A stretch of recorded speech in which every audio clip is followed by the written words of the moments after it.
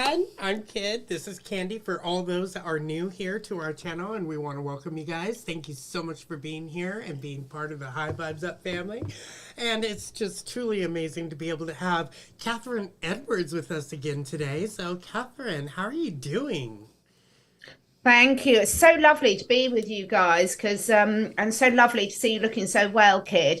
I am doing great, but like everything in life, there's always a but. I don't know what is happening to the energies this week, and I don't normally blame things on energies, but either I'm having a bit of a meltdown or there's something going on somewhere up there energetically. And actually, guys, I'm just looking out at my sky because the sun's just setting here, and it's a really weird sky. There's like horizontal red bits through the blue, so there's definitely something happening energetically, which I'm sure we will get onto. But physically, I'm great, thank you. That is wonderful. Uh, Definitely physically, because this morning I woke up with so much static electricity in my hair that parts of it was just out everywhere, like as if I rubbed a balloon on it.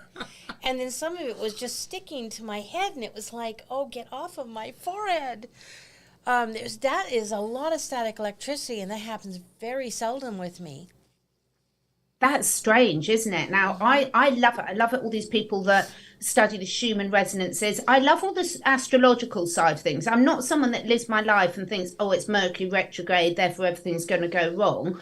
I just find it interesting to observe my ebb and flow of emotions and what's going on and then link it into it. But I must say, all my animals today have been could just be the weather because it's a beautiful day here, but they've really had a spring in their steps and been leaping and charging all over the place. So I think there's a big energy shift. Certainly I'm feeling something.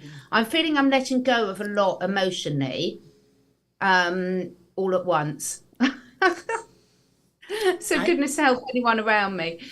I totally agree. The animals are more in tune with the energies and what is happening with the world, and it's just we watch them and we actually see what's truly happening with the energetic flow.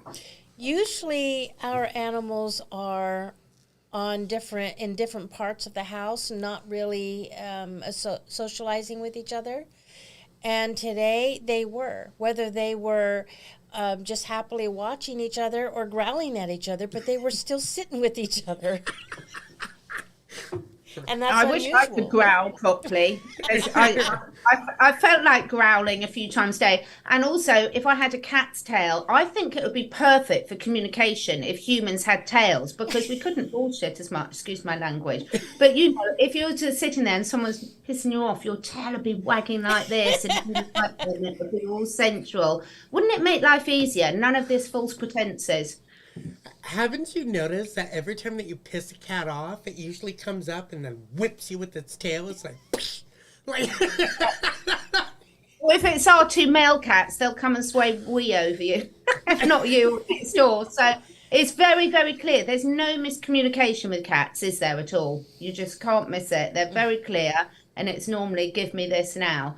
But it's a fascinating time, isn't it, with what's going on with everyone? And I think, you know, we're seeing it. I'm a very strong believer that we are just everything is a fractal of a bigger picture. We're all just connected. We're all, you know, whether you call it the cosmic consciousness, whether you call it the divine matrix, whatever you want to call it. But you can really see how everything we're looking at on a macro scale is happening at a micro scale, however far down you want to look at it. It's fascinating, isn't it? it is very fascinating, and it's wonderful to see that a lot of this energies are coming in to bring that self empowerment, like what our life is all about, is taking back that self empowerment, taking back that so called 3D control of the 5D environment of the self empowerment that we're supposed to be standing in. Yeah, and how challenging it is for most people or most adults to do that. And I'm just the last few years I've felt more of an observer than anything else. And I'm working hard on my reactivity to situations. You know, that's one of my big lessons that I'm working through in terms of how can I observe things and react to it and choose a response rather than react without choosing. And I think that's really, really important, because when we're looking at the empowerment side of things, we all go through so many different roles, even in one day, don't we? In terms of, sometimes we're very much in student mode, sometimes we're in teacher mode. I mean, we talk about not infringing on people's own decisions, but anyone who's a parent, you've been making decisions from your child since before they were born. And, there's certain decisions, I'd love your opinions on it. When you're making decisions from a place of love, so you might be sharing information from a place of love rather than judgment, that's really important, because there's so many conversations at the moment. There's a lot coming out about health challenges that people are having now and things like that. We'll be very careful how we say that. But, at the end of the day, if you've got things that can help, it's so important to share it. There's no point waiting till something disastrous has gone and people not knowing about it. So it's a fine line, isn't it, that we're all treading in terms of how do we share but not be attached to who then takes that information. Mm-hmm. Well, one thing that we've been learning most definitely is this is a big thing. What you can do for yourself, you could do for others. Yeah. So that right there is a great way of being able to not react, but to have that choice of choosing what you want to do, choosing what you want to say, choosing what you want to think at that moment. Because you're not putting yourself in their shoes, but you're bringing their experience into your experience, which then you are able to see how they will react by the way that you speak, think, or do an action. Yeah, so true. I mean, I've been reading back through again the 4 agreements and the 5 agreements by John Miguel Ruiz, and some of his son's books are brilliant as well. And this not taking anything personally is absolutely crucial, I think, because however much we try and step into other people's shoes, we can't. And we're not to. We're all having our own individual experiences. But, when we can master the not taking anything personally, and, some days I find it really easy, some days I find it really, really hard, everything around you changes, and your communication and interaction with people changes. I mean, we're all animal lovers, and we've both got dogs and cats. And, when you see cats having a scrap, they'll have a scrap and they won't necessarily get on all the time, but they don't hold a grudge about it. And same with dogs, sort of thing. But with humans, it's so hard if you perceive someone's hurt your feelings or said the wrong thing. It's very, very difficult often for humans to let that go and not hold on to that past impression, where when you next interact with that person, they might have had a complete eureka moment and might be in a completely different level of consciousness to they were when you last interacted with them. They might not be, but they might be. And this is a fascinating journey, I think, at the moment, because it's quite easy for me to not be judgmental with normal people you interact with. But if we get some of the big people like Mr. Gates and the WHO and all these people, then I find it very hard not to be judgmental when you can blatantly see there's a lot of a deliberate agenda behind it. Well, isn't there a huge difference between understanding if someone is evil or untrustworthy, or knowing that they have done things that Are unforgivable. That's the word that was coming to me. I was wondering if I wanted to use a different word, but that's acceptable. Because some of these people have. And that's not really passing judgment as in being judgy, but standing firm and knowing that they've made their bed and you see it. Knowing that they know what they're doing is wrong and then they're not willing to change. Yes, versus, let's say, someone did something, and what I have witnessed within myself is that we tend to want to hold a grudge against someone who has done something to us so that we do not allow ourselves to get hurt again. It's kind of a protective mechanism that we put up. And really, if we just sit with it for a moment and evaluate what happened, and you and I, the three of us, were talking about this before we went live about going within, right? And dealing with that, knowing who you are. And I said this recently to someone that I love. I know who I am. You don't have to worry about me. I know who I am. And that means once you deal with that issue that made you feel angry or hurt or separated from this person, you can then set it aside without the worry that you are going to get hurt again. Because allowing someone to hurt you usually happens in a surprise moment, doesn't it? When we're not sure how to handle a situation. Same thing happened to me in the hospital when I was in the hospital the other day. The infectious disease doctor came in to talk about certain things, and he was just all talk, all ego. And when I asked a question, he started undressing and then just left the room and didn't answer my question, right? And I had a really important question, and he wouldn't answer my question. So the nurse sent him a message, and he came back, and I'm like, I don't like you. I told him to his face, I do not like you. I asked you a question, a very important question, and you did not answer my question. You just undressed and left the room. Like, I'm insignificant. So can you answer my question? He just stood there and went, okay. I'm like, you know what? Never mind. I have nothing to say to you. Don't you love the honesty? That is something. What? Don't you love the honesty? That is something that we all can do. If you don't like a person, tell them to their face. If you don't like what they're doing, tell them to their face. Because sometimes they don't even know what they're doing. Because of the programs that are running through their mind that is causing them to think, I'm doing everything perfectly fine. But you don't understand that you're hurting another person. But when you can bring it up into their experience, like one of the nurses, I have a big bruise on my arm because he did the IV and he missed, then pulled it out and put it back in, and he missed again. I told the nurse, that hurt. And he was like, oh, well, this is just, for training so you can say your words. Like, oh. It's the same thing as telling Karen it's free to be nice.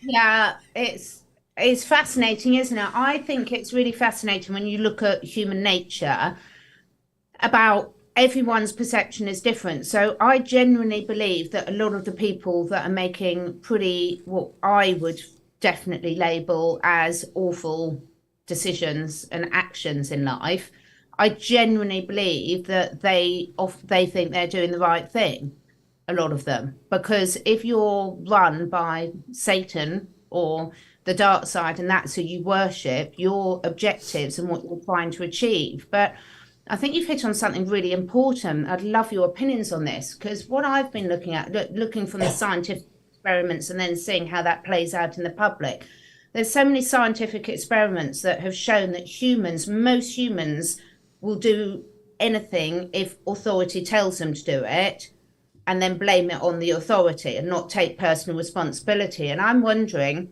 I'd love your view on it, whether half the reason we're in such a crisis as humanity is because people don't know who they are inside. They don't know where their boundaries are. They don't know where their values lie. And therefore, you feel vulnerable that you could be manipulated or make a wrong decision. Because at what stage do people step in? Do you step on, take the Second World War, it's the easiest example that people can identify with. Do you step in the first time that you start seeing them label people as differently and putting a yellow star on?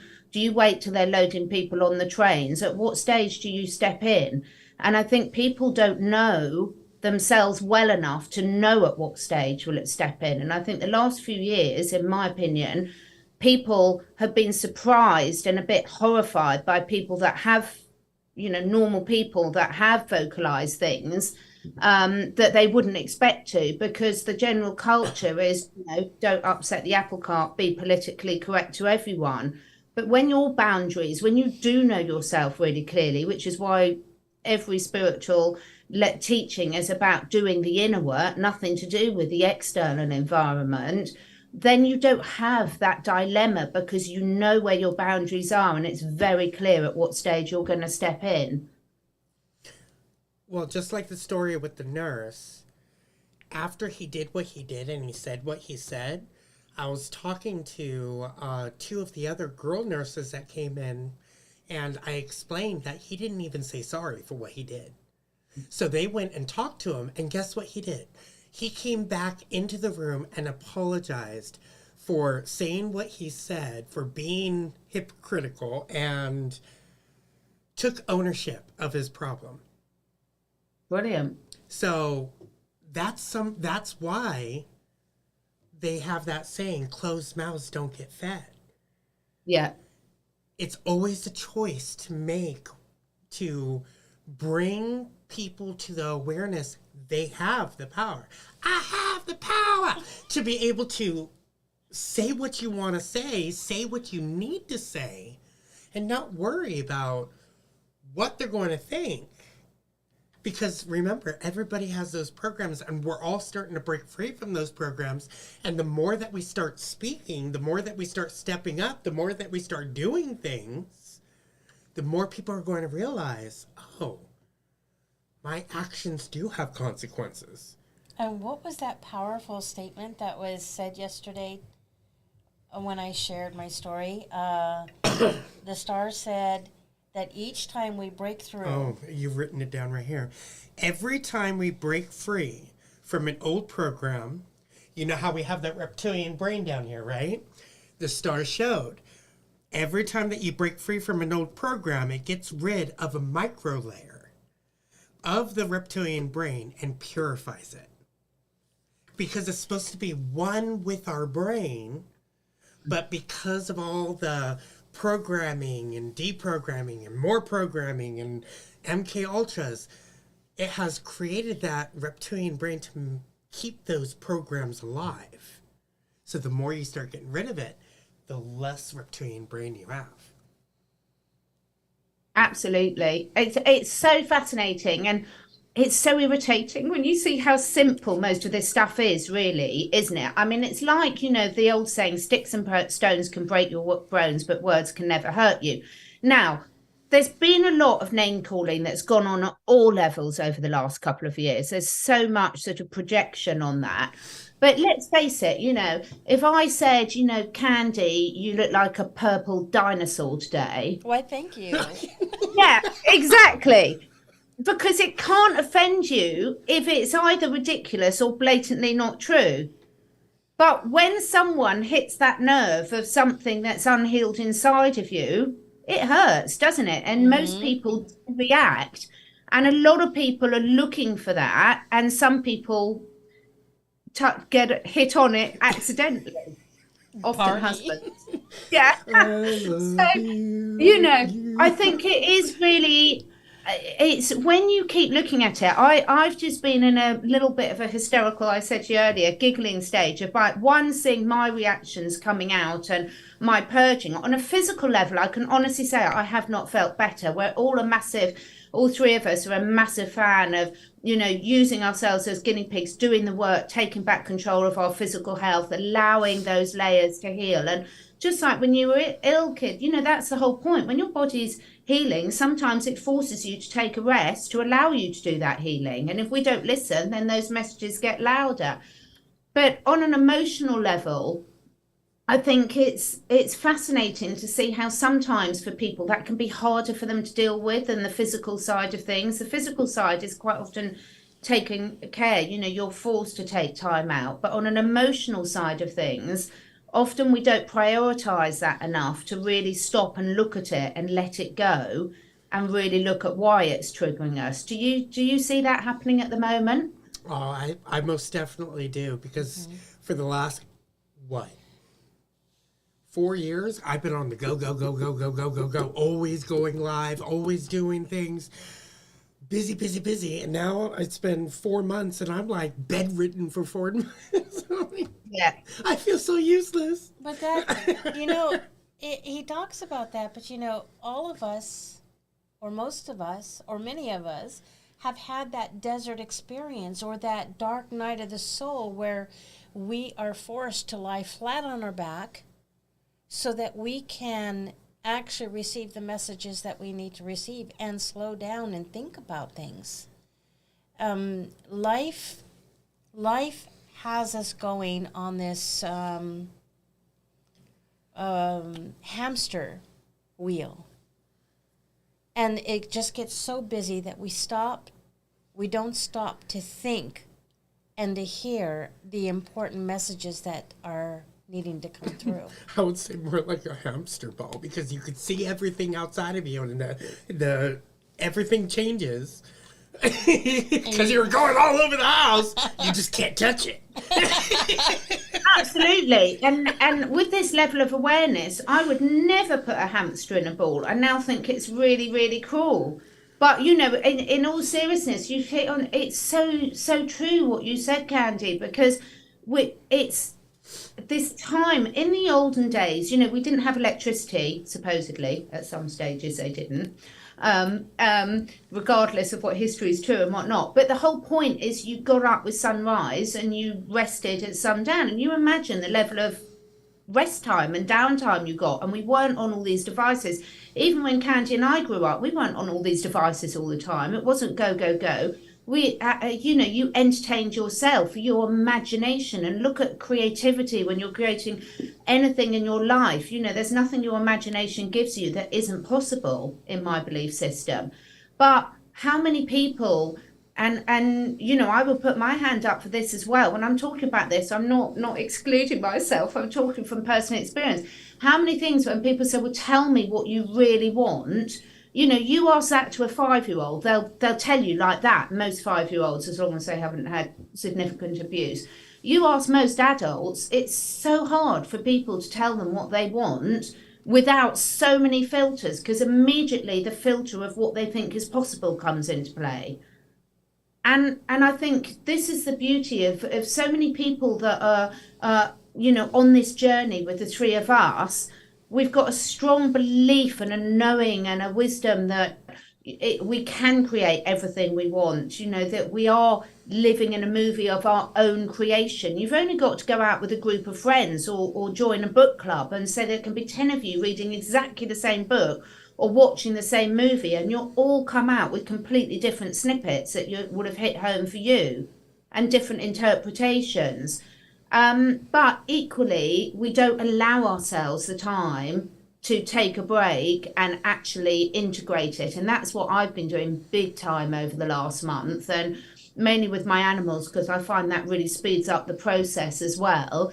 But today I felt pulled back into the matrix again because I had, hundreds of emails and messages everywhere. And, I could just ignore them, but I don't want to hurt people's feelings by ignoring them. So it isn't, I'm not saying it's easy, but that integration time is absolutely crucial. We can't, everyone's still waiting for a solar flash, for medbeds, for the revaluation. I'm not saying none of those are going to happen, but what I'm saying is we can't just keep wanting something to come and give it to us on a plate. It really doesn't work like that, in my opinion. There has to be participation in the process. That is what free will is all about. Free will is about you agree to participate to change.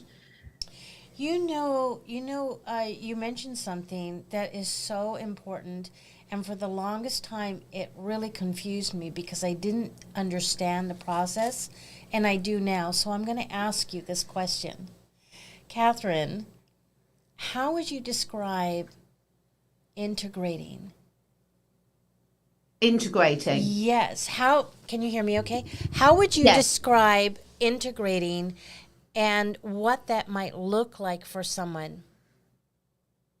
For me, when you've integrated something fully, whether it's a belief, whether it's a new physical activity, it's something that becomes a new habit that's automatically on autopilot. So, say when we're learning a new skill, so today I found myself, just to give an example of that, I found, despite all the work I've been doing, you know, on an internal basis for bloody years, I found myself being triggered by a lot of stuff. And I was thinking, okay, I know this intellectually, but I haven't fully integrated it into my being, into my consciousness, because I'm still clicking into the thinking part of my brain to actually have to respond to it. Whereas for me, when something's fully integrated, it's a non-negotiable, it's an automatic response. So for me, like, I'm fully integrated into what supplements I take. I'm fully integrated into my morning routine.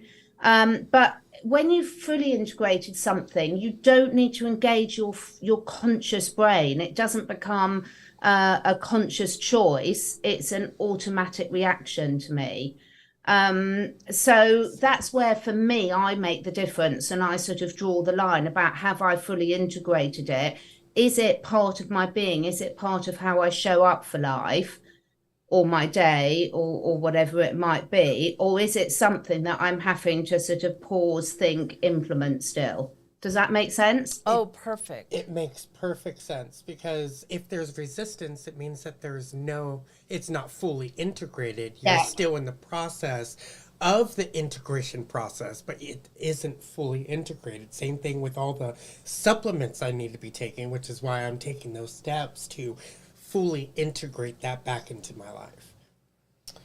Okay, so what about integration when it comes to lessons our spirit team is showing us?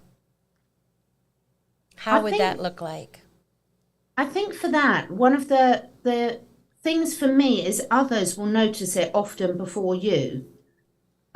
So, for example, when you behave in different ways, when people that you interact with regularly see that you don't react to a situation in the same way that you used to, that you show up differently for life, it shows that you've actually moved into a different way of being. So when I've spiritually integrated something differently into myself,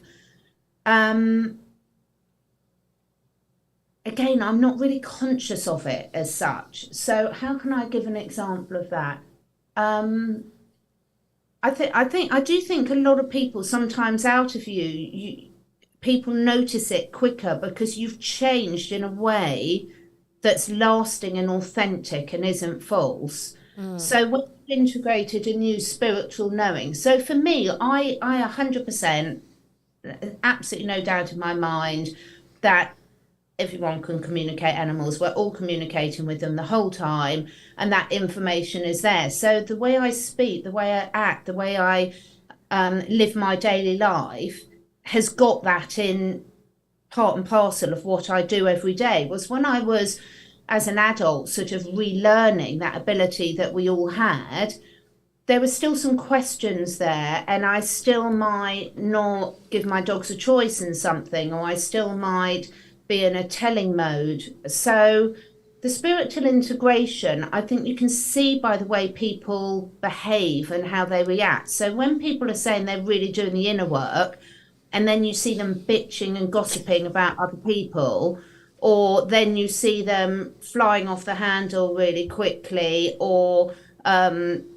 physically they're not walking the talk, for example, you can see that that's not spiritually integrated into them. But when someone shows up with that calm confidence, that they know who they are. Like you just hit the nail on the head with what you said earlier, Candy. You know who you are, so you don't need someone to tell you that. So there's a lot of people that have been speaking up that might have attracted a lot of criticism, but you can see the ones that don't react to that criticism, and you can see the ones that are consistent in their story, in my opinion, and you can see the ones that don't get into a bitching match with people.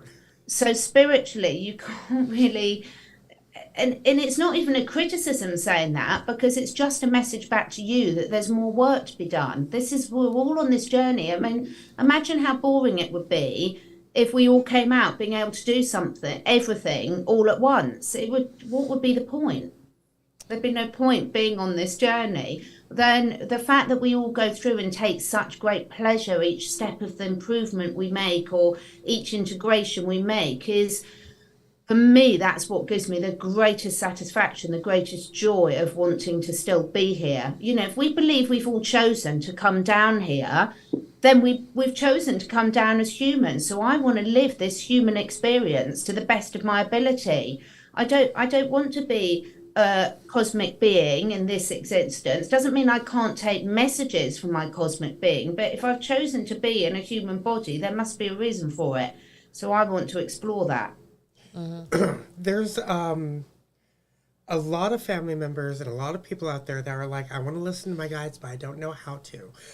I've integrated that at a master level to where I use the SAL. See it, acknowledge it, let it go.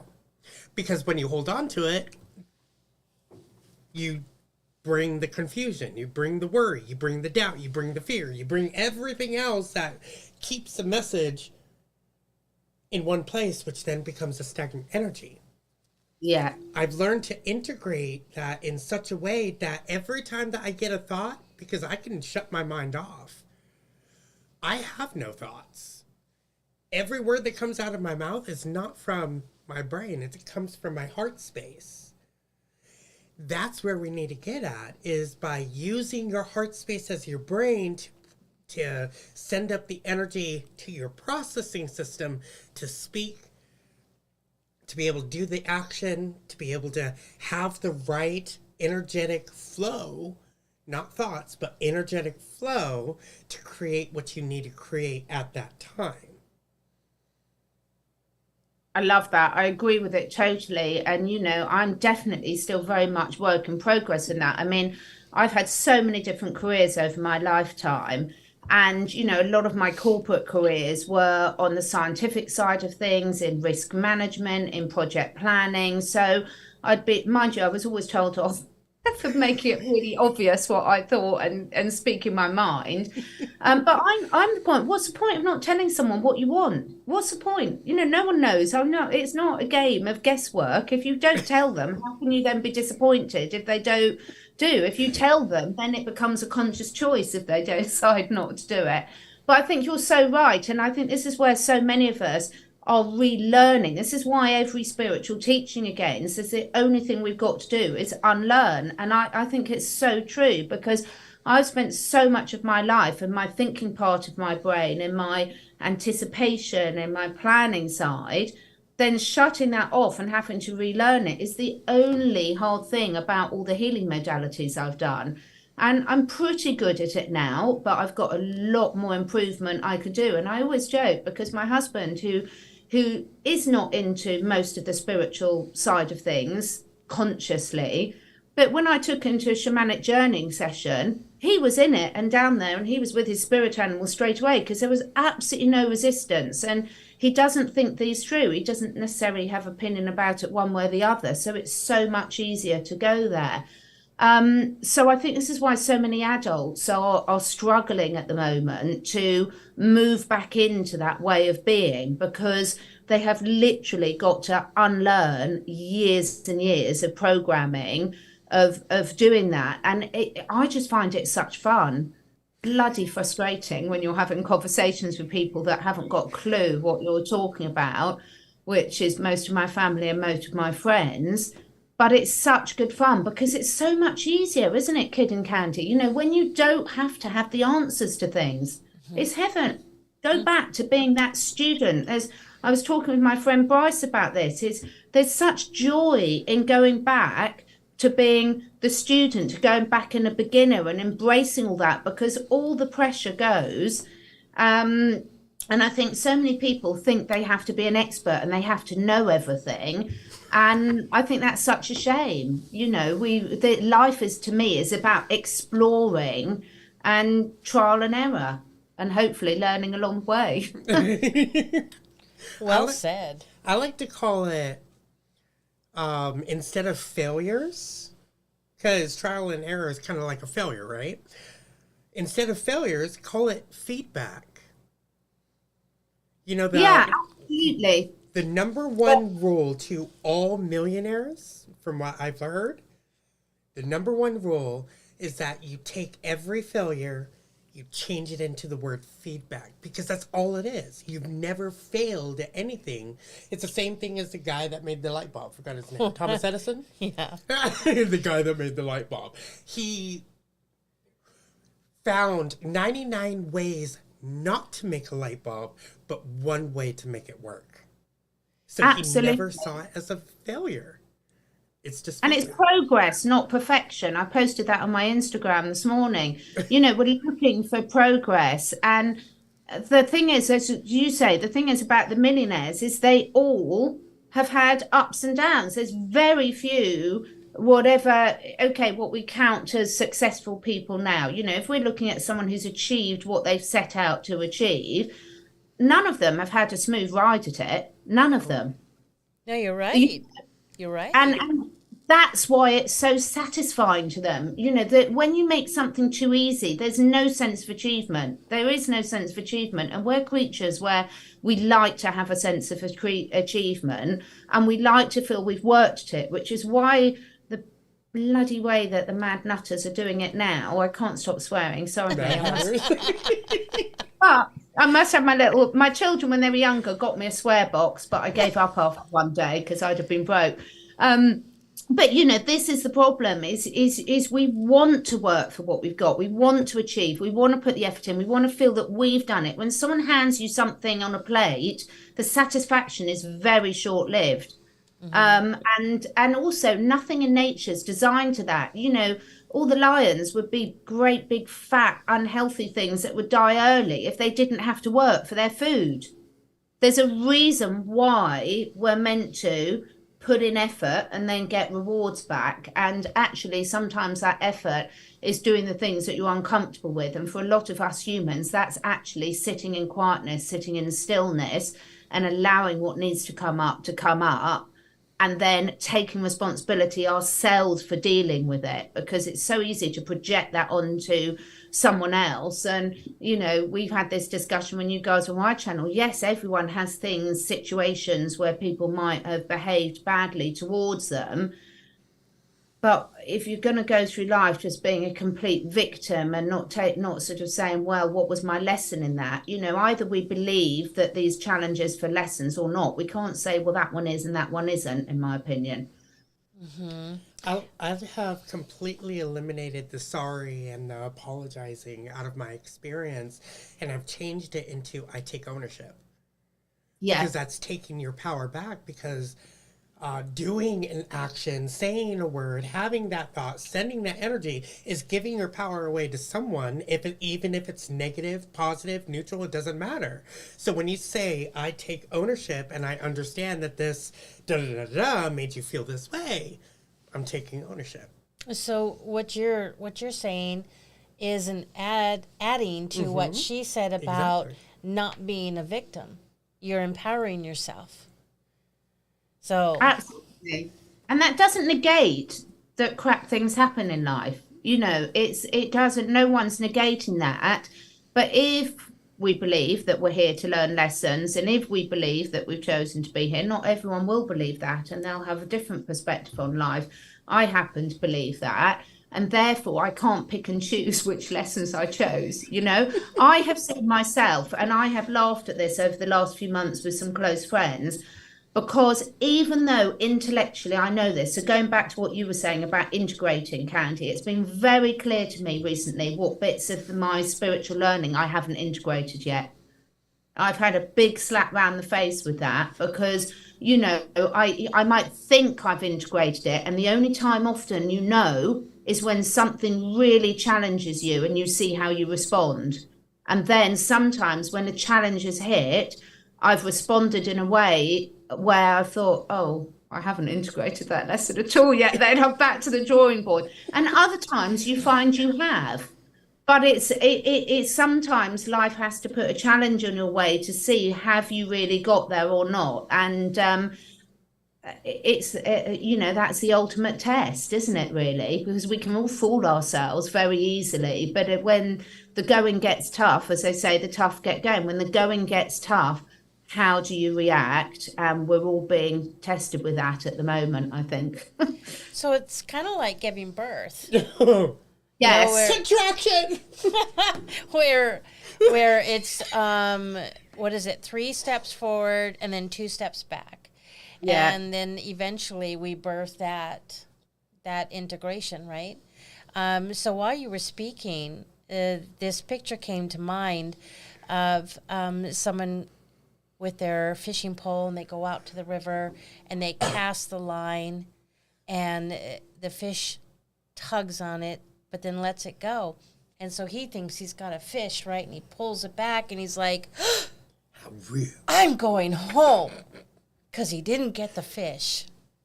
So if we gave up and just didn't fish again, but people who go fishing don't do that. They've got this thing. Absolutely. I'm just going to keep doing it until I get a fish.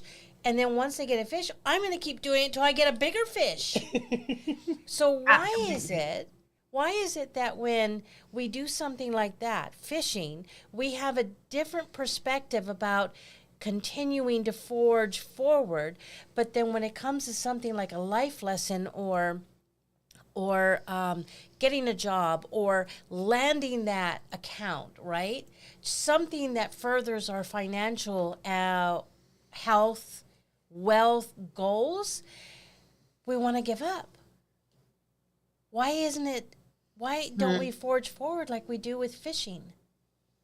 For me, I think it's a belief. I honestly believe it's a belief that it's not really important to us. You know that saying, I think Tony Robbins says it, you know, you've got to burn that bridge. We know when push comes to shove, if it's really important to us, we find a way to do it. And a lot of these things that we think we want, I wonder whether, and I'm just thinking out loud here, whether it's because our why isn't strong enough, because we haven't nailed down that why. So if you take the fishing example, one of it, some people fish for a hobby and it's like a meditative state for them. Some people fish and it's a competition and there's some ego pride involved in it. And a lot of people fish for survival. So all of those, there's probably quite a clear why for them. Some might be because they want to get away from their wives for a day. So there's normally a pretty good why there, but a lot of these other things, and I think it's a sign of modern society. You know, if you look at a lot of places where people are struggling for survival, there's no word for depression. There isn't depression because their priorities are very different. And I think this is the thing, it's so much, we're so bombarded in Western culture by choice, and even people that don't necessarily think they've got choice because they might have something want. We have got a huge amount of choice in our life. When you look at most other species, a lot of people, you know, how actually a lot of people live on the world, and they won't be the ones that have got the luxury of sitting here watching a YouTube video. So for me, I would say, Candy, it's because people haven't really got their why. They haven't nailed down. So like, yeah, you want to make a certain amount of money. Well, what is that money going to give to you? Oh, it's going to give me freedom. But what does freedom give to you? What does it feel like to have freedom? What, you know, because if it's not a key survival need, then somehow in your internal gauge chooses really, is it really important to you? And I think a lot of us have things that we think are important, but there's a conflict there at a deep level. I think that's the universe telling you that actually you're not really clear on your why. Do you think people worry about the why of it changing who they are towards other people, as in like if they become so goal oriented for their health or their wealth, that they become so focused on that they lose touch of helping other people, and it's all about themselves. I think that's a belief. You see, I don't believe that's true, but I think most people do believe it's true. However, I haven't achieved a lot of my goals, and I will put my hand up and be honest, just because they're not really important enough. I haven't done enough work to think, why do I really want to do this? And, for everything you say yes to, you've got to say no to something else.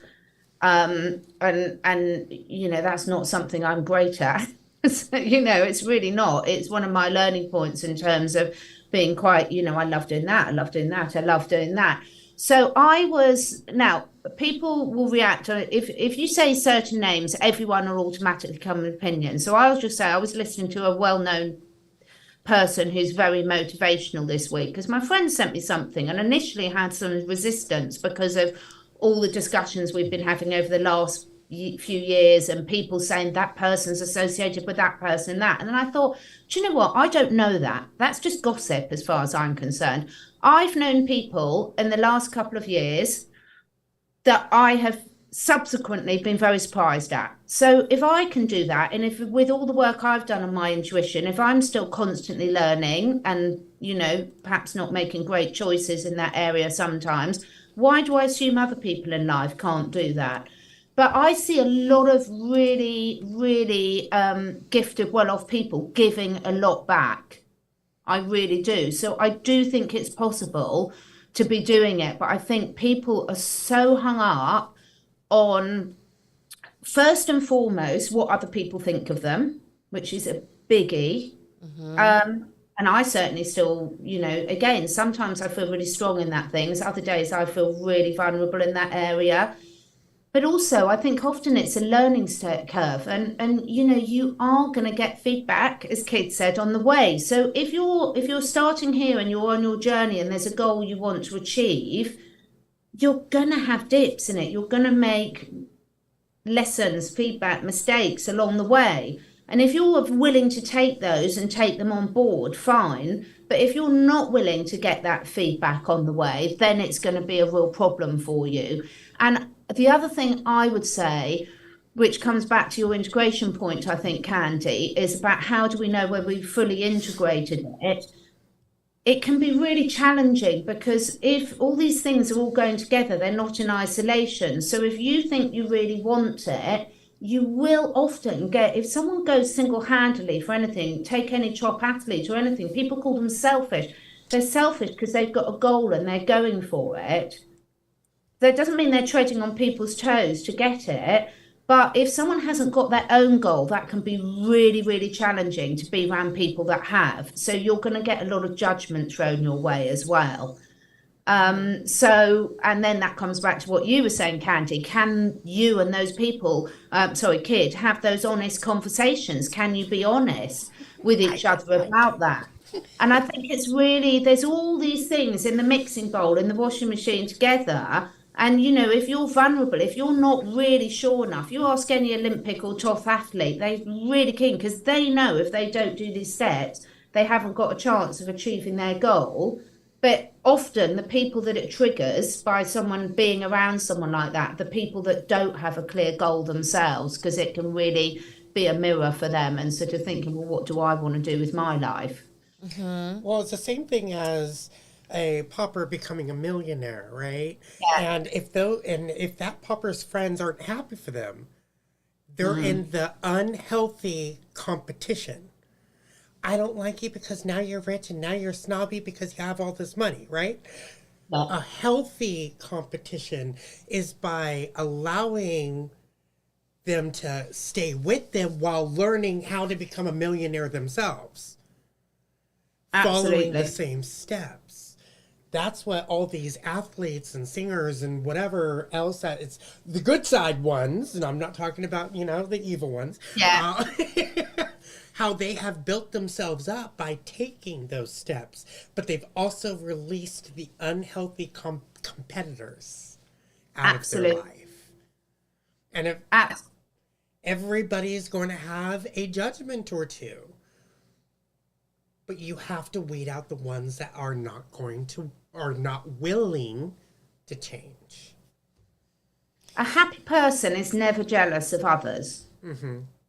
A truly happy person isn't. And I'm sure there's not many people that can hand on heart say they've never felt jealousy of anyone or anything. I certainly couldn't say that.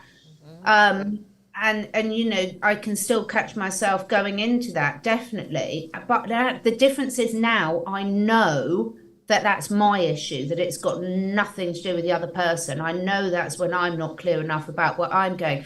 And the beauty is everyone's goals are different. And when you're truly, you know, when you do truly know, like you said, Candy, yourself and what you want. Not everyone wants to be an Olympic athlete. Not everyone wants to be a millionaire.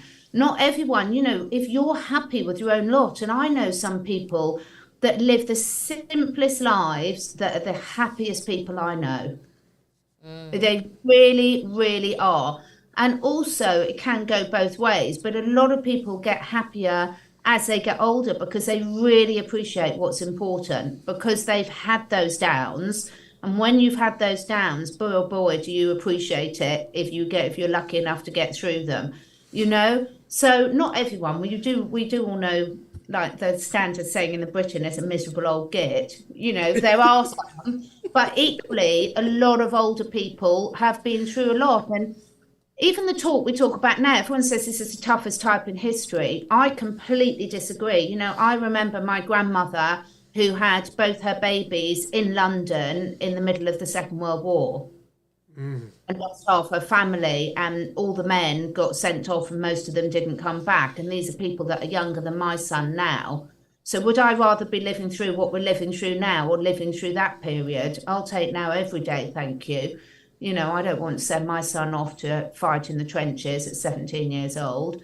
I just horrendous. So I think, you know, we can, again, what's your perspective on it? Do I think people are having challenging times at the moment? Yes. Do I think they have done all the times in history? Yes. Do I really want to find out our proper history? Absolutely, yes. I might be interested in going back to school to learn that.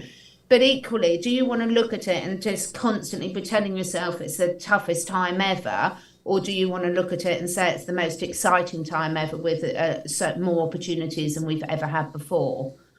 It's a choice. So if anyone is going through one of those dark times that you were mentioning, just remember KISS. Kiss yourself. Keep it simple, stupid. Yeah. There is also something, feel it to become it and become it to feel it. Absolutely. Write down a story to create a whole new timeline for yourself. And the more that you say, it's like those affirmations. Affirmations are said every day, right? But the affirmations change, which confuses the universe because they're changing. You're not saying the same thing over and over and over and over and over and over and over and over again.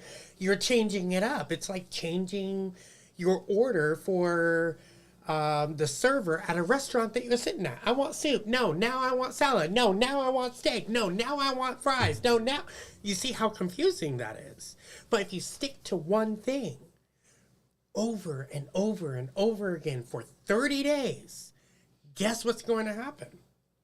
The manifestation of that great thing that you are manifesting comes in when it's the divine timing.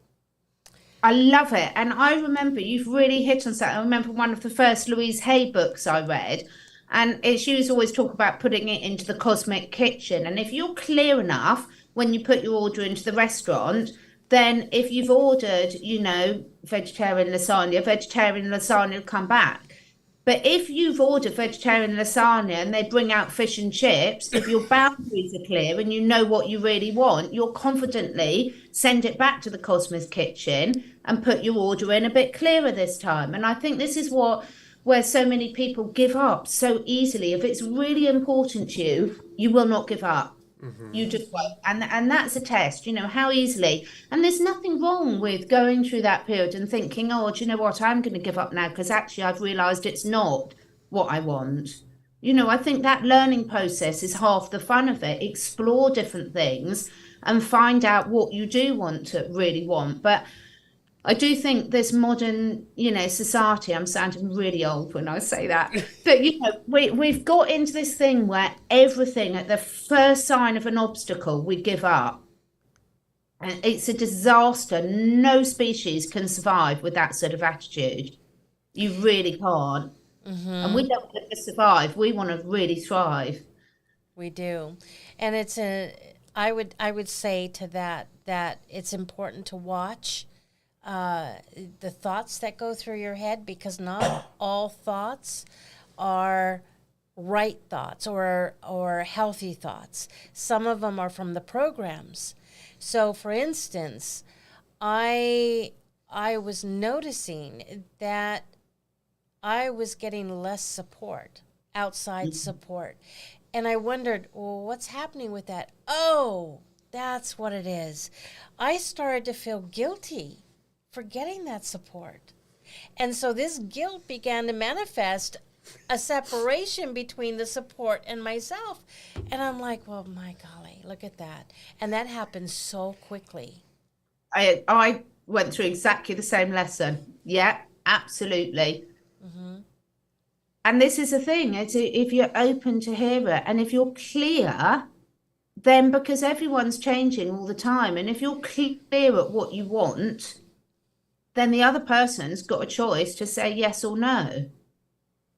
But if you're not clear, how can they say yes or no to it? And if you then discover something else, or you change in some way and you realize that what you've wanted to change it's really important to have that conversation.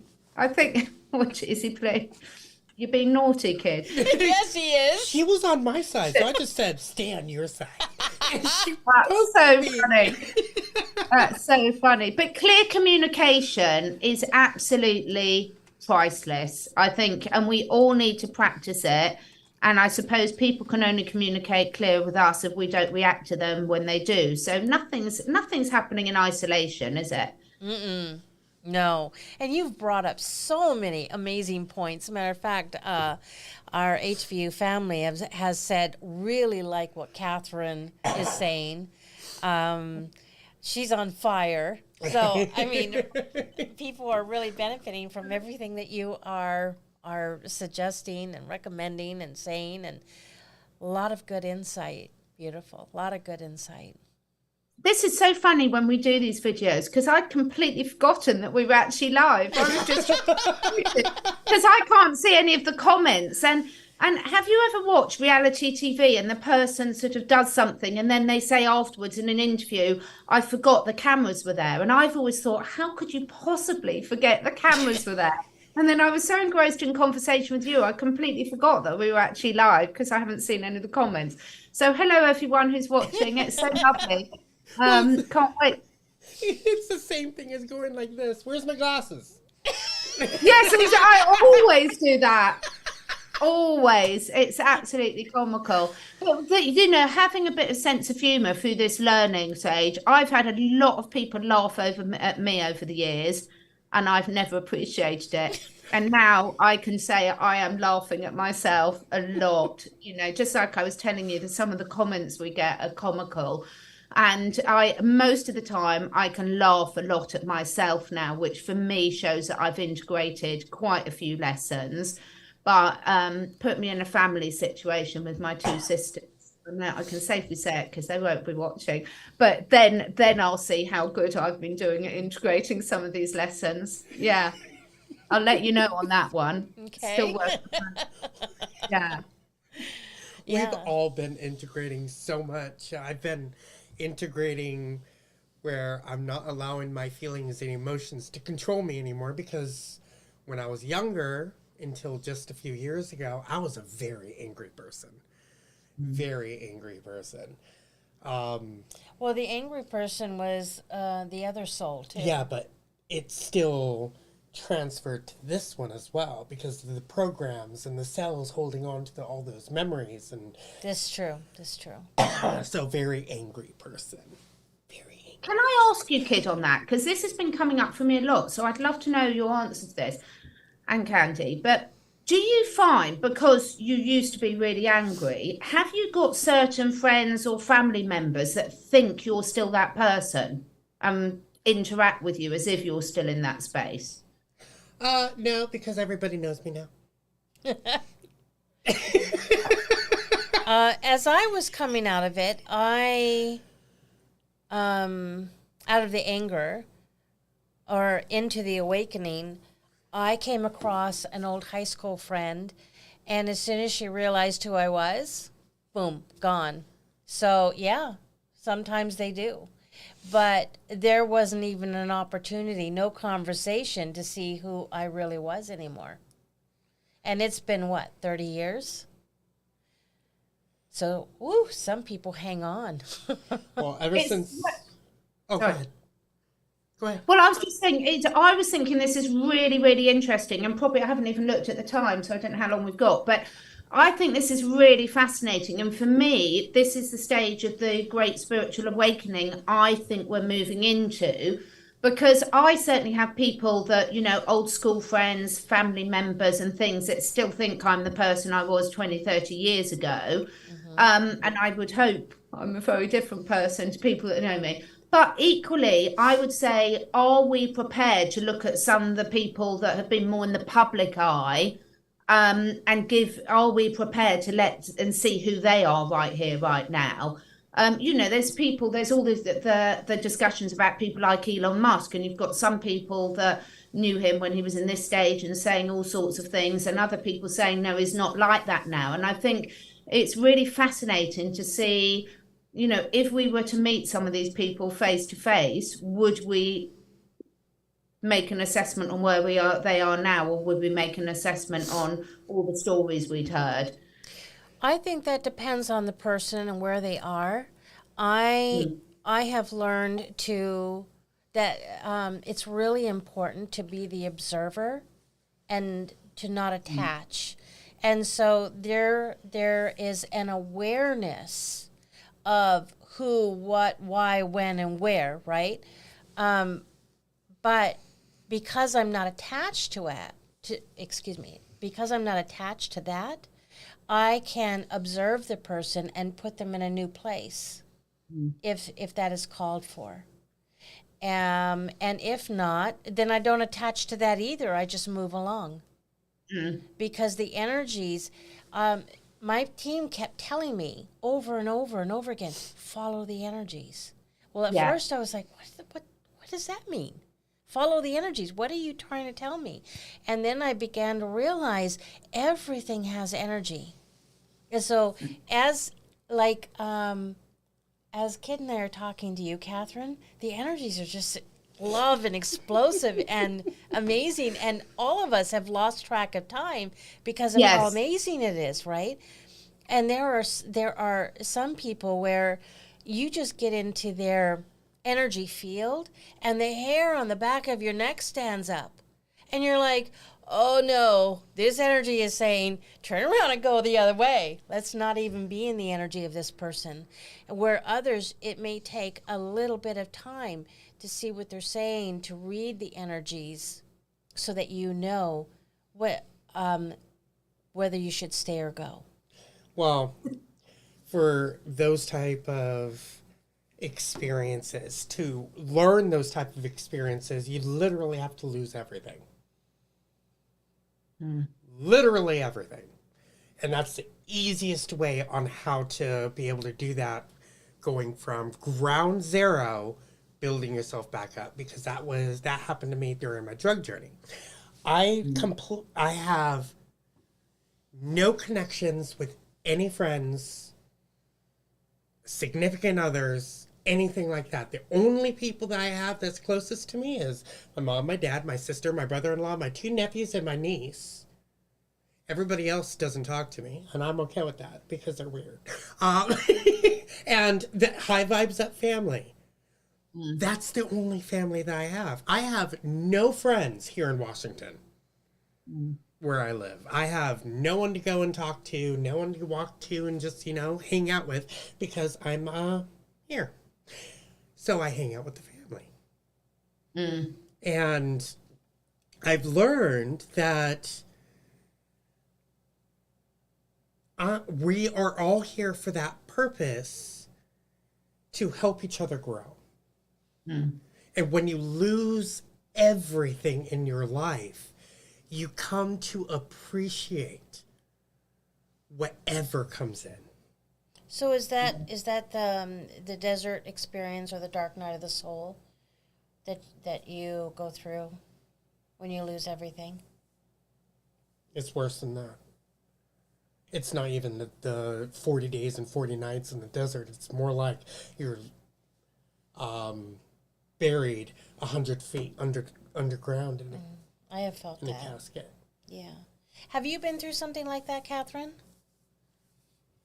No, not that extreme. I would say mine has been more of a continual but less extreme. So you went through something which you could sort of put a time scale around your experience, whilst I would say my learning has been more of a longer spread out but less extreme.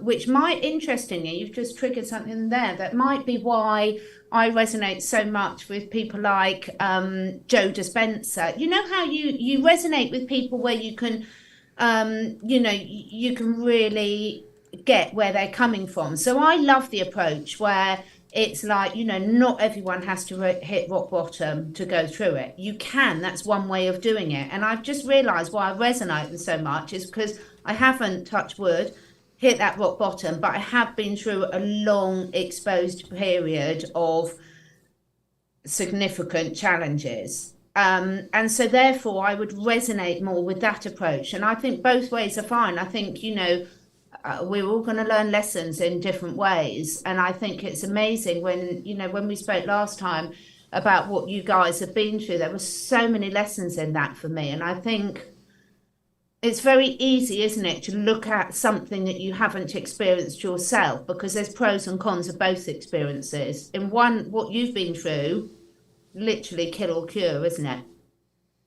I mean, you're either going to learn. Literally, what? Would you repeat that? Literally, sort of kill or cure. You're either going to Kill or cure. Yeah. lesson, or you're not going to be here any longer.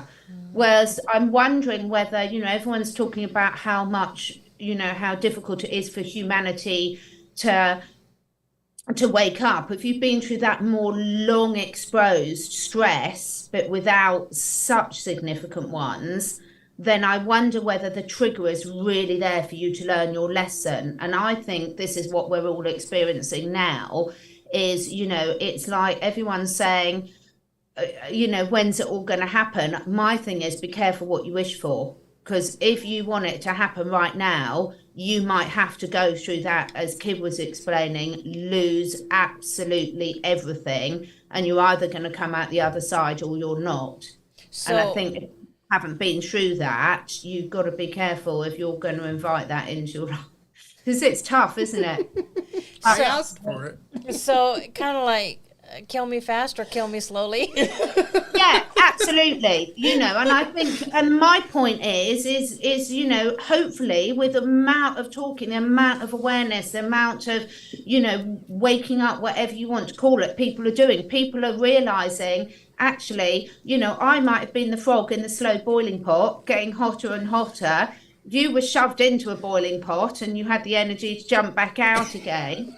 Are we going to reach a place where we're saying, bugger it, we're not going to be in that boiling pot or not? Let's kick the pot over and start again. But I think, it's got to come from that real desire with people. And I'm afraid I am not seeing it. I'm not even seeing it in my own email box, where people are just asking so quickly for someone else to do something when there's not been any effort themselves. And, if we carry on like that as humanity, in my respect, I'm afraid, it's not going to end well.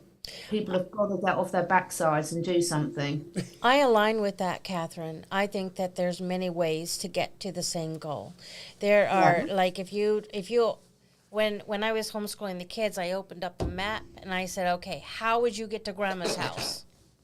And kid here. Should you go with Lauren first? All right. Well, my daughter, she says, well, you would take this street, this street, this street, left, right, that kind of thing. And my son, he looked at it and he goes, okay, well, you go from here to there, boom, one Just line. did one straight line. And I said to him, so are you flying? Because are you Yeah. going to drive through these houses? But isn't that interesting? You said that, and then that is how you've chosen to learn your lessons. You've gone boy, Whilst I've been more of a Lauren, and I've been going like this, so it's probably taken me a bit longer. But let's see, So, as you say, there's so many different ways to do this. And I would just say to anyone watching this, it's so important to ask for help. If you recognise you're struggling, to ask for help, because there is no right or wrong answer to this, is there? There are so many different ways to get there. But the whole point is, if you don't start off going in one direction, you're not ever going to get there. And that's what I mean by getting off your backside, is you can't sit there and keep moaning about what other people haven't done about it without sitting there and saying, well, what have I done about it? Mm-hmm. That was my biggest lesson for the last 4 months. Sit back and allow people to help you. Yeah. Because I was always brought up. Because every time I always asked for help before I was the age of 18, I would always get reprimanded. Why are you asking for help? You can't do it yourself. This, that, and the other thing. Which, right after I became 18, I got my first job. I became a manager in less than 3 months because I was always on the go, go, go, go, go. And I learned that. But I still have that integrated process of do it yourself, never ask for help. Mm-hmm. And these 4 months have been, so horrible of going, I need help. Yes, I grew up with so much criticism, and that's exactly the kind of parent I turned out to be, because that's what I was raised with, until my team started to change me. I didn't know I needed changing until I started seeing visions. I was, I don't think you were around yet. My daughter, she just knew how to push my buttons, man. I must have had like this great big button on my chest, and it was just so easy to push it. And one time I got so mad at her that I came towards her, and I wanted to smack her, but instead I hit the wall, and she fell backwards, landed on her butt, and the look on her face stopped me dead in my tracks. And then I saw the vision of my dad doing that to me, and I went, wait a minute, is that what I look like? And it was things like that they kept showing me. This is a learned behavior. So now, how are you going to change that? And sometimes I knew what to do.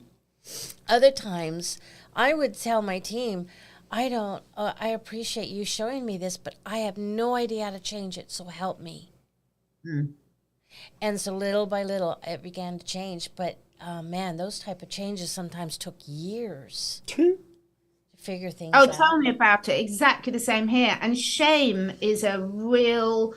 it's a real blockage to progress. When you bury that shame about ways, is there anyone here that hasn't reacted ever in a way that they're shameful of or wish they hadn't of? And I think the trouble is that buried shame gets so ingrained that then people don't want to go there and learn their lessons, because you're thinking, oh my God. And that's why I admire people so much when they can actually just talk openly about these things, because that's the only way that you do it, that you move past it, because otherwise it's still buried in front of you. But it's so powerful. And I haven't got the lessons for that. You just got to keep going and recognize it and work through it, because it's a real blockage to progress in any way. And I think it's interesting. I've just been observing a lot of, the new ways I've been learning over the last 3 years and sharing information. But what I've realized is there's still so much shaming going on. on both sides of the fence. And I'm just like, wow, we can't progress. It's like Einstein's, you can't solve a problem from the same consciousness that created it. So how can we solve these problems and really invite these people over to the light if we're still constantly shaming people? I have them not pretending I've got the answers, because of course that's got to go with very strong boundaries of what's not acceptable, but you can't keep treating everyone in that way and expect them to act differently. So I had a family member ask me this question, and the reason they asked it was because they don't share what happens in their family. And they said, why do you share what goes on in your life and what happened with you and your family? And I said, simply because secrets kill. Yeah. And if I share it, then a couple things happen. One, there no longer is any power of shame. Yeah. Because it's out there. And two, there is a freedom that happens when you begin to share things. And it allows you to release it and to heal. I can help people get out of the shame energy. But when people talk about shame, I'm like, how does that feel again? Yeah. Because I literally have no shame. Everybody in the High Vibes Up family knows my full story. Knows that I've killed animals when I was younger. Knows that I've had a soul transition. Knows that I've been kidnapped and all that type of stuff. Yada, yada, boo, boo. And my drug journey, everything is out on the table. Knows that I've stolen their car and over $5,000 just so I can get my next drug fix. There is no shame in sharing your experience, because when you share your experience, you are breaking those old programs and you're letting it out, and you are showing that you are bringing it to the forefront of change. You know what, beautiful? There was a time when you did, but you processed that and you moved through it and you realized. But it's been so long, I don't remember how it feels. I remember you going through it, though. I remember. And we would have conversations. That's true. And part of the reason you were able to get through it is because I was so gracious with not shaming you, with allowing you to speak it and not criticizing, because I had healed that part of me. You and I have been very instrumental in helping each other heal in so many different ways. Yeah. And this is the beauty of sharing and observing and witnessing without attaching to, is that you can grow into these beautiful relationships with your people. Do you know, this is so important, because I've just been going through so much processing over the last few months about, okay, there's a missing link here. I've spoken about it on a few of my shows about, if people honestly believe the white hats are having to behave in certain ways because that's how the dark hats, this is no difference. A lie is a lie is a lie. And I think, you look at what's been happening in the world. So much has been happening, say, because of blackmail, mass blackmail.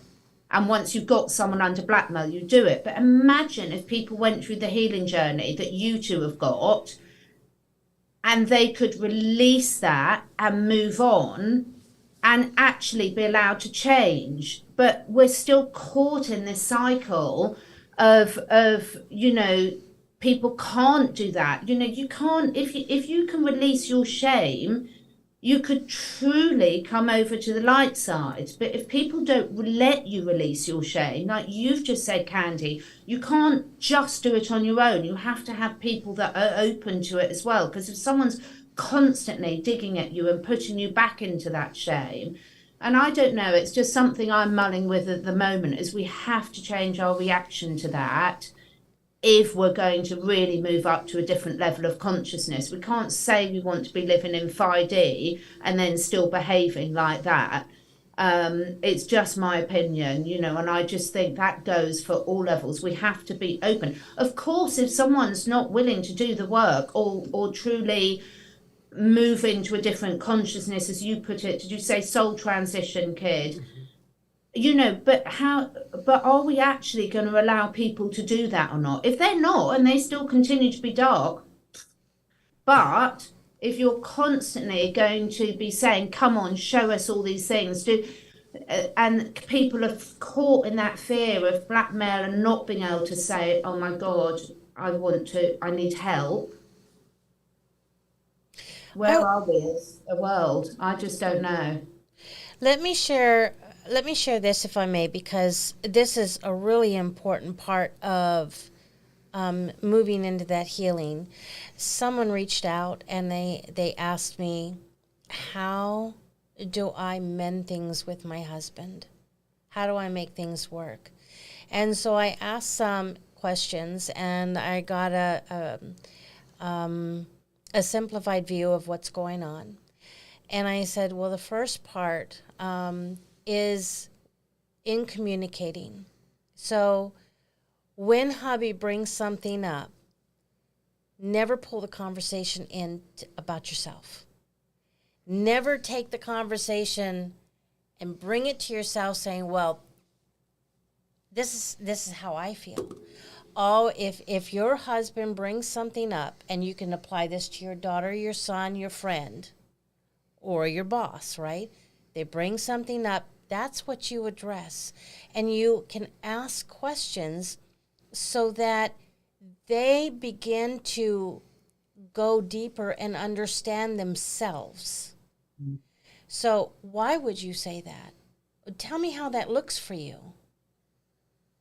Where most people are, when they bring it back to themselves, all of a sudden you've got this chaotic thing, mm-hmm. and the other person that is in conversation that you want to help heal has brought up all sorts of walls, and you've lost it. You've lost the whole conversation right there and any ability to heal, and you have to wait for a new conversation to happen. So I just wanted to bring awareness that it's really important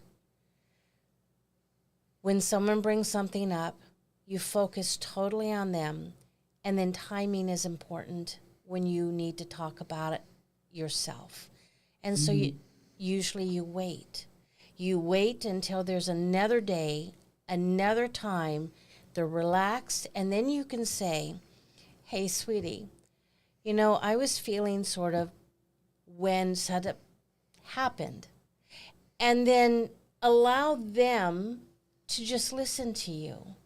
And never make it, stay away from the word, you made me feel. You is a word that brings up the walls. And so no one can be blamed for, I feel this way. No one can blame you for how you feel. Because it's your feeling, and everyone experiences that.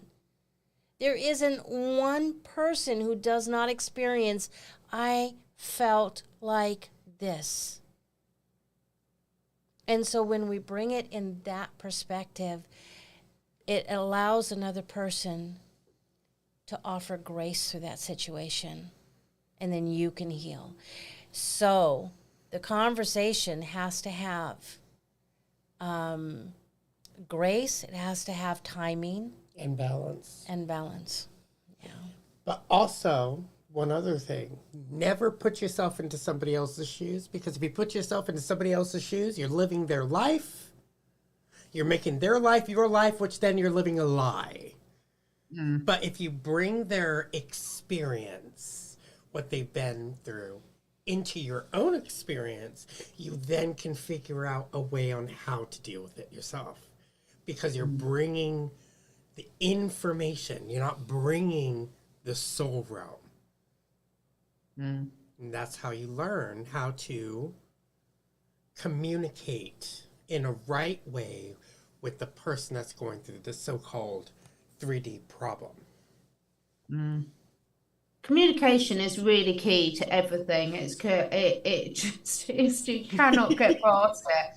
And, that what a lot of people I think forget is, communication actually means saying something and then check that the other person understands what you're saying. It's not just blurting it out and assuming that they know what you mean. And I think going right back to these basic skills is what's going to get us all through this, because if you're not truly willing to listen, you cannot get anywhere. If you're just looking to project your opinion, I mean, it's even like now the whole thing about this is my truth. Well, I think what people really mean by that is this is their opinion. It's like, and you can dress it up as nice as you like, but be honest. If it's your opinion, say it's your opinion, and realize that it's just your opinion. It's not a fact. It's not. And I think, yeah, I honestly, we've got so much work to do, but it could be done like this. All it takes is a willingness. That's the difference. Are you seeing the willingness in the collective? More and more. Mm-hmm. Yeah, more and more. There's a visual that I'd like to give the HVU family, and that is that imagine the person you want to speak to standing in a stream and drinking. And how do you think they would feel if you ran through the stream to bark at them or yell at them, and you're dirtying up the water? Or you go upstream and you pee in it. Yeah. I mean, what kind of water would you like your family member to be drinking?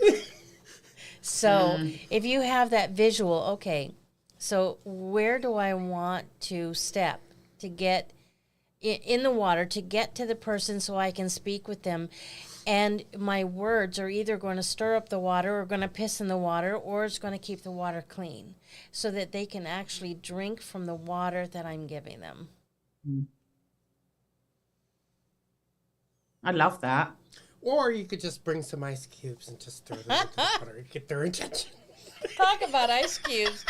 Our mod, Michael, he said it's so cold where he is that if he pissed outside, he'd be pissing icicles. I mean, ice cubes. I remember when I used to go to northern Finland on business a lot. In my younger days, I used to fly right up onto the Russian border in northern Finland, and you'd land, and it'd be so cold, like you'd have icicles coming out of your nose. It was just, yeah, I remember that well. Yeah. Wow. Bogey pops, we used to call them. Yeah. But no, I think, food for thought for everyone. And it all starts with us, doesn't it? We've got to practice. We've got to have good friends around us that can kindly give us that feedback for how good we're doing at it, because it's a learning process. And most of us, when you trust me, folks, if you watch yourself on a video back, you'll normally be so shocked about what you actually said and what you thought you said. Did you find that, guys? And I think this is the thing that I think that's the thing, is being open to that feedback about what you actually said is quite.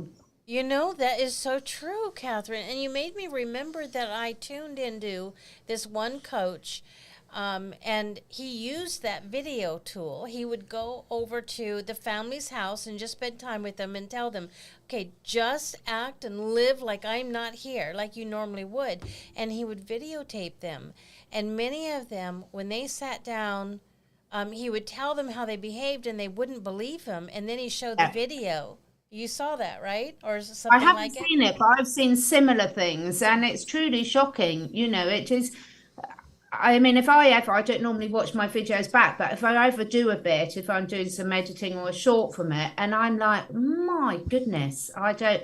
And so many of us think we've said something, we haven't actually said it, or we've said it completely differently, and then we wonder why someone gets offended. So all I would say is just be open to that. For everyone, we all need to be open to that, and feedback, if it's given in a proper way and in a heart-centered way, because, actually, can I give you feedback can be given in an abusive way as well if you've got a vindictive personality.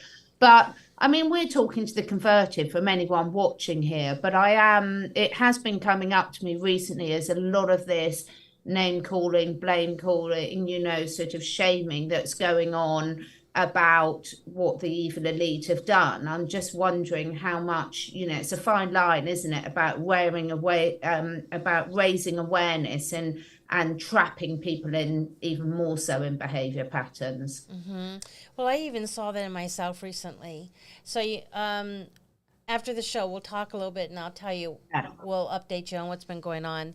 But kid was being that he was really sick and his immune system was not really high. He wore a mask into the store, and as we walked in the store, and I turned around and I looked at him, and I saw he was having a hard time breathing. I got to thinking about the mask and how I have responded watching other people wear masks, and it's been a little judgy. Maybe not even a little, maybe just judgy. And I realized, well, maybe why should I be that way? That's not right, because my son, he needs to do this so he doesn't get sick. What if people are wearing masks because there's something going on that we don't understand or realize? And even if there's not, what is it our place to judge? That's their journey. And so it's catching all these little things that go through your mind and through your spirit and evaluating whether or not they should be there. And so I wanted to bring up again, I didn't shame myself for realizing this. It's just feedback. It just brought awareness to the different action steps that you could be making for yourself. Yeah. Just in a better way. Right? Yeah, it is. I think it is. It's awareness. We all learn all the time. And we should never stop learning. People think that once they're adults, they should stop learning. Quite the opposite. That's when we've probably got the most to do, because we're doing it from not a pure place. A young child learning is always from a place of purity and not an agenda. And it's only as we get older that sort of ego mind and the agenda and the programs really kick in. Yeah, my immune system was shot, they said. So even just the smallest molecule could basically get me sick, which is why I decided to wear a mask when I was outside in public, because I didn't want to get the shitters and everything all over me, because I wasn't, top quality. It's so nice to see you getting better. Yeah, I feel better. Yeah. I'm laughing, and I got my voice back. I can actually scream now if I wanted to. It does really make you appreciate your health, doesn't it? When you've been through something like that, it really, really does bring back what's so important. And I think, also people that are suffering from health challenges at the moment, making sure they're gentle on themselves, because, if you're going through a health challenge at the moment, don't expect yourself to be able to do all these other things at the same time. Concentrate on getting yourself well and strong enough first. Otherwise, if you try and do too much at once, then your body will kick you back down again. That's for sure. So we both take ASEA. Yeah. And we haven't stopped since we started. And we know without a shadow of a doubt that had he not been taking that, he would be in much dire straits, much worse straits than he was. How do you feel that the ASEA helps everything that we've talked about? I think it is absolutely instrumental. And the reason I say that is, how many times throughout this conversation have we said that communication is everything? And what the ASEA is doing is it's getting that cell-to-cell communication really back on track, because that's broken down in most of our bodies because of all these stresses that are on us, whether it's from the sky, the water, the food, the environment, the EMF, you name it. We're bombarded from all areas nowadays with these different stressors. And I think, I've worked with animals self-medicating for a long while. And when animals self-medicating by choosing the herbs, the essential oils they want, it's very clear that the animals will only address what their bodies can deal with at that time. So I think what the ASEA is doing, and you know, say in your situation, Kit, is you'll get up to a certain level of wellness, and then when your body's well enough, it will be ready to release all those toxins it needed to release, because it knew that you would be able to cope with it. And then you'll get on to the next stage, and you're just making huge leaps up in that. So sometimes, just because you know, people can sometimes say, well, if it's this good, why did you get ill? But your body has to release stuff. You cannot, whether it's on a spiritual level or a physical level, get up to the next stage if you don't let go of all the crap that's no longer serving you. And if that crap's inside your cells and inside your bodies, when your body's strong enough, it will release it, and you might come down with something whilst it causes you to rest to deal with it. So for me, I've looked into it so long and hard, and I do work with a lot of different things. It's one of the quantum healing tools I work with, but for me it's absolutely fundamental, because whether we're talking about the type of communication we're doing here or cellular communication, I think one of the things I started off with at the start of our chat today was we are all fractals. You know, whether you're looking at a microscopic thing, a cellular level, an organism level, a society level, a global level, a planetary level, a universal level, it's all a reflection. And if that cellular communication is broken and not working properly, and in virtually most people it's not working optimally, then it makes it very difficult for us to address these other areas of the communication. So I really do believe in it that strongly. I think on an energetics level, I work with lots of different friends who are therapists, healers in lots of different modalities, and across the board it's been a resounding, you know, the energy behind this of what it's doing on all sort of levels, mind, body, spirit, is huge. I agree. I just love it, and I'm very grateful. This is why I think we're so lucky now, is you know, there is so much out there, and if it's, you know, regardless of what your budget and your situation's in, this is one amazing quantum healing tool, but there's others. And you know, so I always say to people, don't be limited by what you can't do, look at what you can do. And a lot of these companies give ways where you can earn money by using the product. So take advantage of that. If you can't take advantage of that, then ground more, meditate more, do the breathing that we've spoken to. And then when the time's right. But going back to what we were speaking about with manifesting, if something's important enough to you, you'll find a way, whatever that might be, whatever that level of healing might need to be. Oh, truth there. Yes, I love that.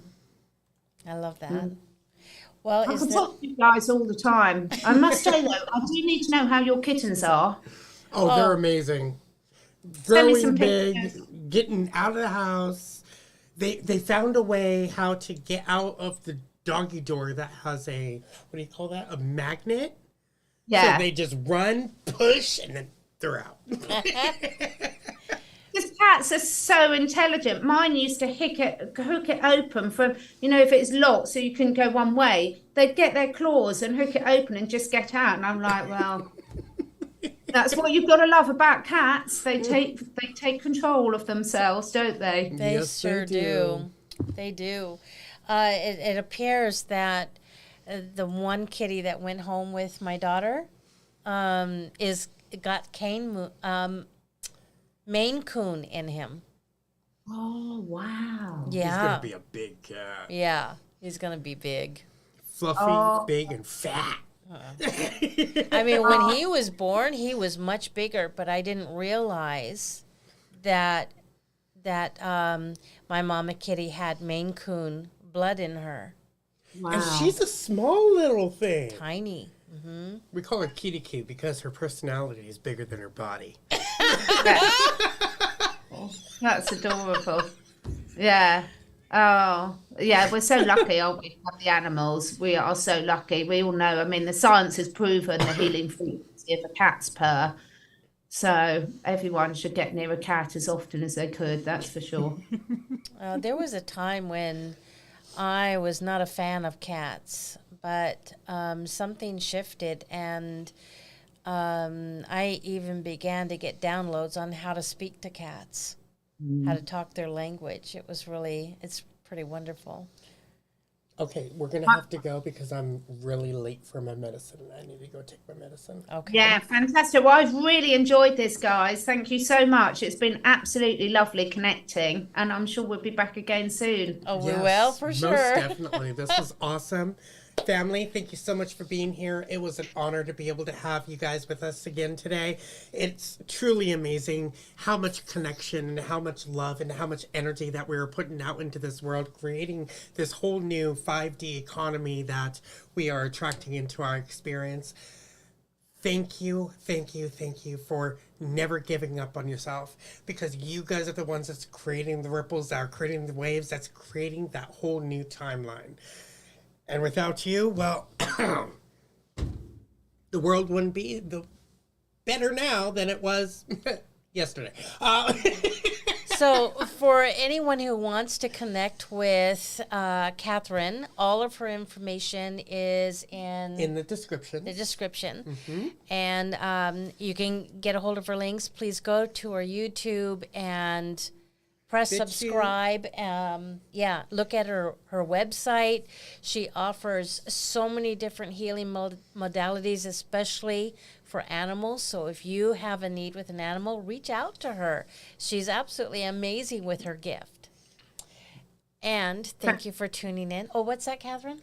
I say thank you. Yeah, and thanks anyone who's listened. Thank you for tuning in. Tune in often. Tell your friends and family. And we love it that you're here with us. We love you guys, and we will see you guys soon.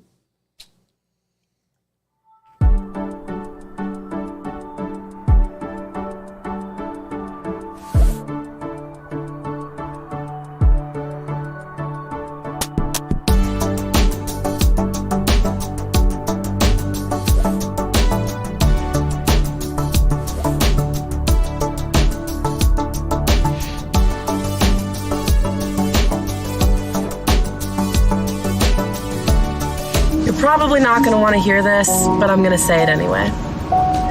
Always go with the choice that scares you the most, because it's the choice that's going to help you grow. Wow.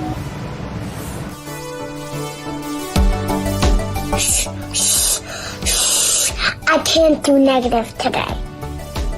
Positive vibes.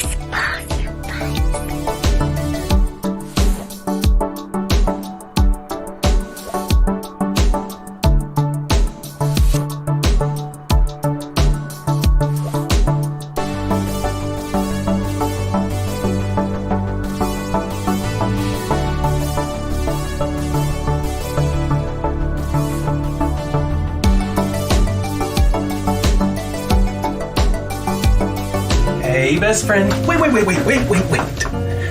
To the person seeing this, I know you're tired. I know you're fed up and so close to breaking. But remember, you have strength within you even when you feel weak. Keep fighting, best friend.